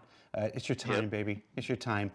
Stuff you make and storing it. Now, obviously, we're not going to go too far into crafting. As we get closer to the actual implementation of crafting the PU, there'll be ISCs and there'll be SCLs and stuff like that. But because it is yet another way that people know we're going to get some stuff, I do want to touch on it here. How does all these other avenues of item acquisition affect what you're doing on crafting? It's big. With crafting, God knows how many things we're going to inject as rewards. There's thousands of blueprints, hundreds of materials. So we really need all of this available to us so we can kind of dish it out into all various parts of the game. Some places where it's more difficult, some places where it's easier, unique resources, different systems. So it's big because the whole gathering aspect of crafting is the foundation layer. Mm-hmm. So it's kind of like the biggest, and then the pyramid refining, and then crafting at the very top. It's big. Big. Real big. Okay.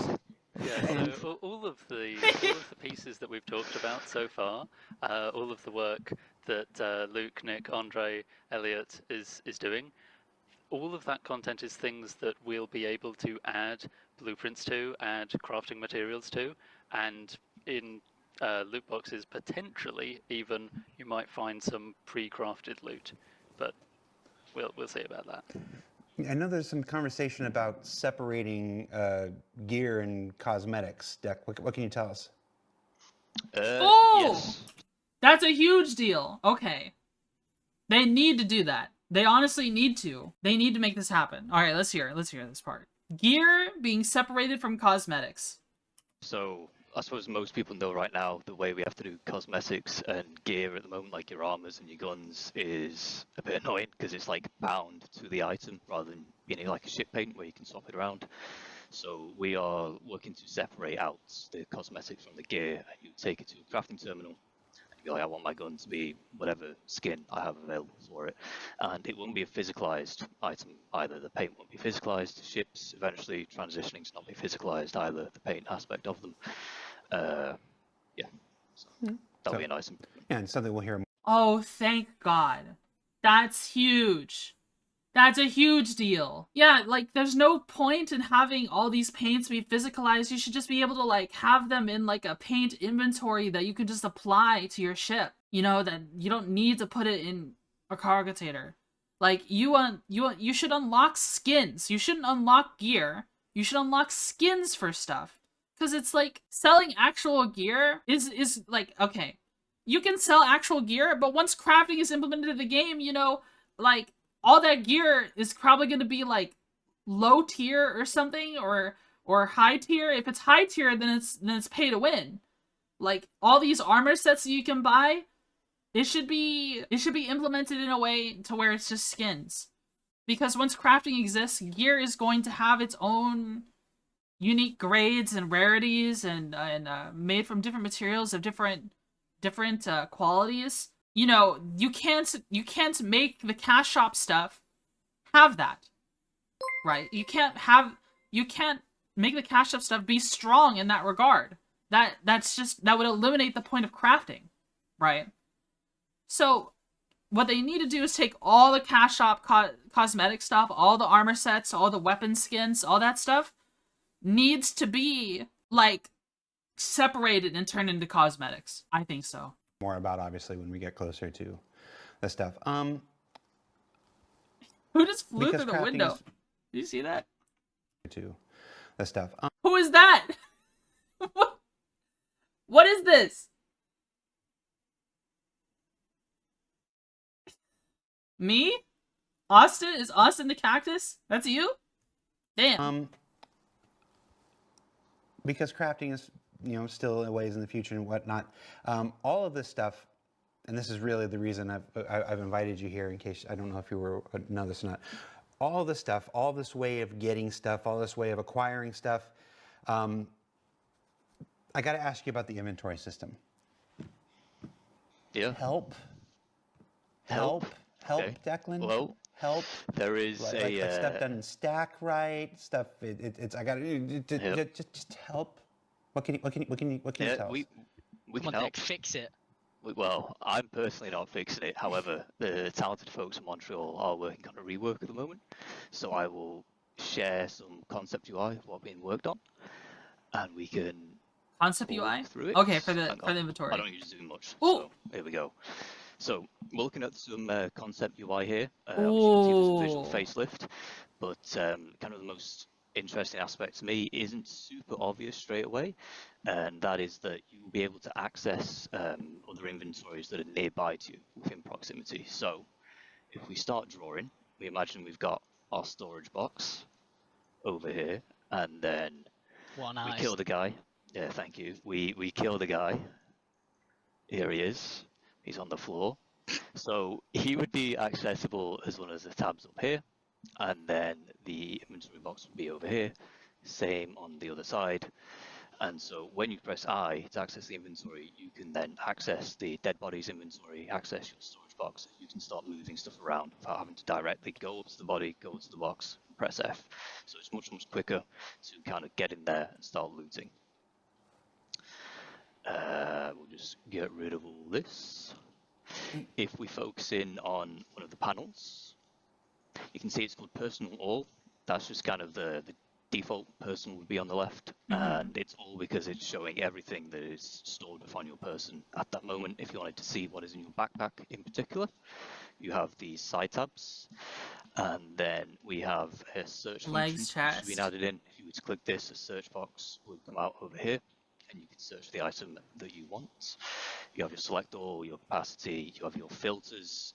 These filters are kind of similar to the freight elevator, where you have the drop down box with the subcategories here, and we're working on these filters being multi-purpose. What I mean by that is, at the moment, filters, you click them once and it means I want to see these items. If you were to click them twice, it would hide that category of item. Now, there's a lot of people with freight elevators full of decorations they don't really care about at the time, so they can just hide all the decorations if they want to. Clear filters, sorting options. When crafting comes in, this will be big because you want to sort by quality, items here, that kind of stuff. And then tucked away in the corner is stack all. So that's a nice quality of life addition as well. Okay, so I think this looks good. But my main concern right now, the inventory we have is serviceable. And this is definitely an improvement. But when I have an issue with the inventory, it's almost never with the inventory menu itself. It's with communicating with the item database. Have you ever opened a backpack and the backpack's contents be loading forever? Have you ever tried dragging an item onto your person and you have to do it 3, 4, 5 times because the database just isn't catching up? When are they going to solve that, okay? Like, sure, you can make the UI look good, but what's going to end up happening is I'm going to have to click on these things a million trillion times. I'm going to have to hit the sort button or stack all button 3 or 4 or 5 plus times to make anything happen. Maybe once we have dynamic meshing? Maybe. I'm not really sure what dynamic meshing all entails. But that's my current issue. That's my current gripe with the inventory. You can have the inventory look all kinds of ways, and I'll probably find a way to make it work. But right now, it just doesn't accept things the first time around. It's constantly, the communication with the database is scuffed, and it's just, it needs more polishing. It needs more, like, efficiency. You know, dynamic meshing is, though? I'm assuming it's like servers allocate more or less resources in real time depending on the load of a particular server, what's going to and fro particular server. You know, it's server meshing, but essentially smart, is what I imagine. Smart server meshing. Basically, yeah. Now, you just close and reopen it, and when that happens, for some reason, items like that are moved or one or items... Yeah, it's just not very smooth right now. So I do like the look of this new UI, but the inventory system is not smooth as is, and that needs to be fixed too. You can't just put a new coat of paint on it and then, you know, it's suddenly okay. Just a nice little addition. Just a nice little addition. Yeah, there he is. Anything about maybe getting to name our boxes, label our boxes? Yes, so this is your commodity box, and then this would be like a backpack, and one of the options will be to right click and just rename them. So you could say like, oh, this is my box with high quality channel lighting, whatever. You've given Boring Gamer, Salty Mike, and Space Tomato so much content for the next week. Bro, we're not done. We've got tooltips and everything. Notice the tiers? There he goes. Yeah. So as Tier you can see, 2. looking at the inventory, everything's a square now. Instead of it being a mix of squares and long rectangles, that'll also be applied to the freight elevator, so the ship guns won't take up half the screen. Get a lot more information available to you. We have the equipment panel, where I know I just said they weren't rectangles. These ones are, but regular weapons aren't. So I'm technically true, but also lying. You can equip your attachments super easy here. The 1, 2, 3 is basically like the slot they're in, and then again, if you were to look at your ammunition, you can see which weapon durability, is with. If we go over to the character we have all the slots. The slots would be shown by default here, and they're contextual. So if you want to quickly see all the backpacks you have available to you, if you were to click the backpack slot, then the various inventories would filter to only show the backpacks. Yep, we have the new tooltips, which are very nice. Rather than being text, we have bars. You've got a bit of info Registered here. to John We have Doe. The crafting, then the crafting. Look at that, the bricked. person who made it. It tells who you is it's the manufacturer, bricked. So it was crafted by whoever it was crafted by. Hey, We Astro. have taken into consideration wear and tear with integrity and durability. And I suppose you know there's more than 3 stats on a weapon, so if you were to right click and details, you get the full view. Oh, there's a Score bar, favorites button attachments, too. description, which So I guess you can't accidentally sell it. If you hover onto an item of the same type, you'll see the comparison stats as well. You can make the icons bigger and smaller. If you are if you've got bad eyes, you can make them a bit bigger. Elliot, don't make a joke about Nick. The thumbnails as well. Obviously, there's a problem where sometimes they don't load, or sometimes they appear as holograms. That's been worked on as well. We'll get that fixed.